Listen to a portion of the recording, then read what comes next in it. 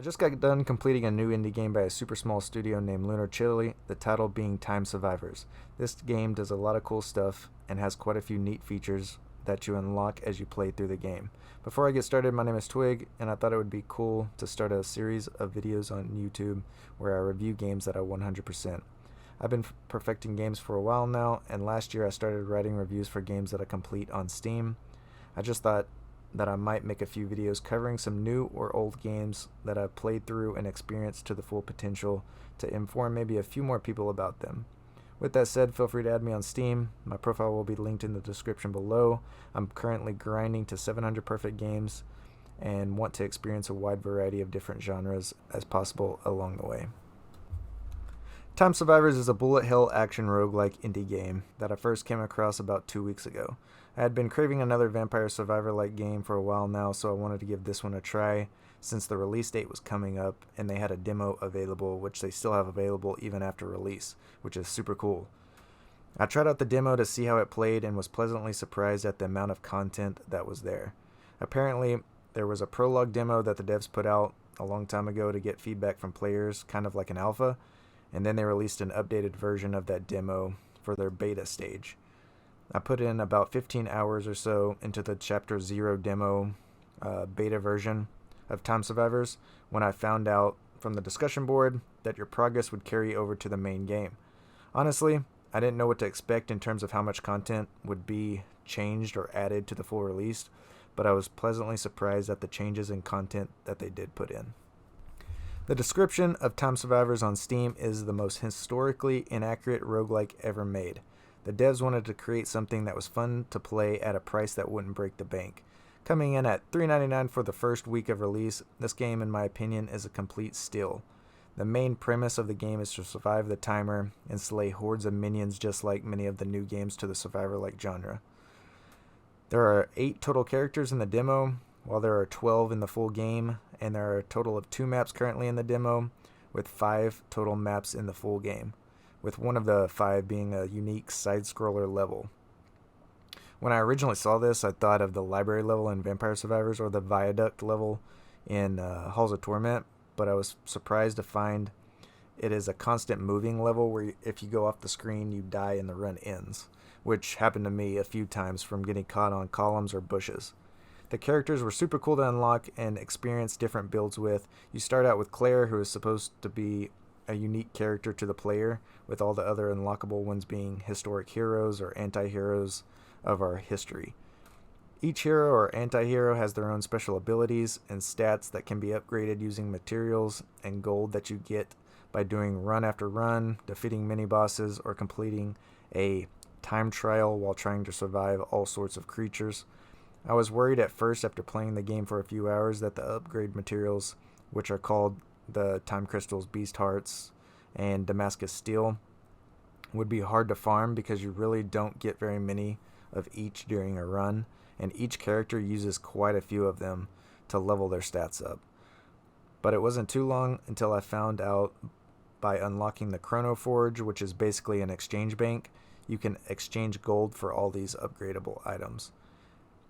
Time crystals are earned by standing in this time clock that appears during a run until the hand does a full rotation around the clock, while also shrinking in the size the longer that you stay in. Beast Hearts are from bosses that appear during the run and on some maps at the end. Damascus Steel is a resource that you farm by destroying these swords around the areas of relic chests that you are led to by a compass on each map. Some levels are geared more towards farming these upgrade items, but for the most part, I just really wanted to farm the gold and then use the exchange bank to get the items that I need, and the side-scroller map is definitely the map to farm gold.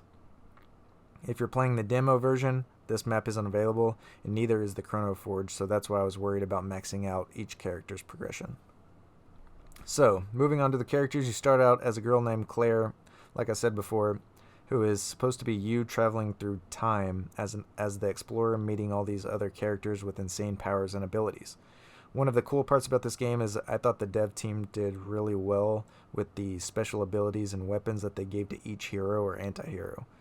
For example, Nick, who is supposed to be Nikola Tesla, who was known for his contributions as an electrical engineer, was given the lightning pole, And Nero, who is supposed to be the ruthless Roman emperor who reigned during the Great Fire of Rome, he was given the fireball ability. All of the characters have their own unique ability and weapons, each being cool to experiment with while making different builds. Anita was probably my favorite because she was super quick, she was able to have a second life, her starting weapon was kind of like holy water from Vampire Survivors, this ooze that you can stand in and be protected from enemies, and her health regen was really good.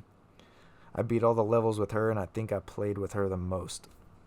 Overall, the maps were all very different. You have the Dark Age map, the Stone Age map, the side-scrolling Egypt map, the normal Egypt map, and the Ice Age map.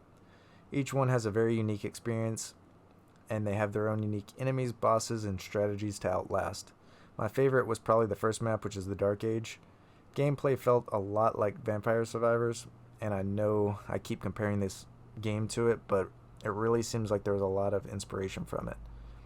And there are also some areas that set them apart, which I wanted to touch on next. There are a few weapons that fire in the direction that you face your character, while most of them auto-attack at the nearest enemy, so you can basically play with just your left hand. I played on mouse and keyboard and just used WASD with the spacebar to level up. But what makes Time Survivors stand out from other titles is their meta progression system. Right away I knew I would like this feature because it tells you the total percentage of the game that you have completed, and there are achievements that are associated with that progression percentage, which are the rarest in the game currently. It takes into account upgrading every character fully, as well as doing all the challenges in the Unlocks tab. I'm a big fan of the map showing how to unlock certain weapons and characters and the overall progression percentage because it makes achievement hunting kind of easy, knowing exactly what I need to do. When we talk about achievements, which I did want to cover during this review, you unlock most of them playing naturally through the game and beating the levels. I wouldn't say this game is hard to 100%, but the push to max out every character and farm every upgrade material or gold will be a grind and take definitely some time. By playing just the demo, which I don't know if it will be available forever or if it'll be taken down after so long, you can unlock around 40 of the 48 total achievements in the full game, which is pretty crazy. But you do have to buy the full release of the game on your Steam account and boot up the game for your progress to carry over. The last remaining achievements are a few weapon unlocks and hero unlocks that you can easily do by completing the challenges. The percentage completion achievements will be the tougher ones, but aren't too bad. In conclusion, Time Survivors is a great little indie game that you can play in your free time for a couple of bucks, or grind it out like I did because you love the bullet hell survivor genre. It isn't as in-depth yet as some other games in the genre, so don't go expecting it to be like one of the bigger, more well-known titles. The game is new and fresh. The devs seem like really cool gamers from being in their Discord for the past couple weeks, and they've already patched the game a day after release. And who knows what they will cook up next to add to the game with updates and expansions. I thought this game was a fun time and not too hard to complete. Like I said before, feel free to check out my Steam profile or my Steam reviews. Comment below games I should give a try, as I'm always looking for games that push my gaming experience to the next level, and give this video a like if you enjoyed it at all. If I feel like doing another video review, I'll see you guys in the next one. Thanks for watching and have a great week. Peace out.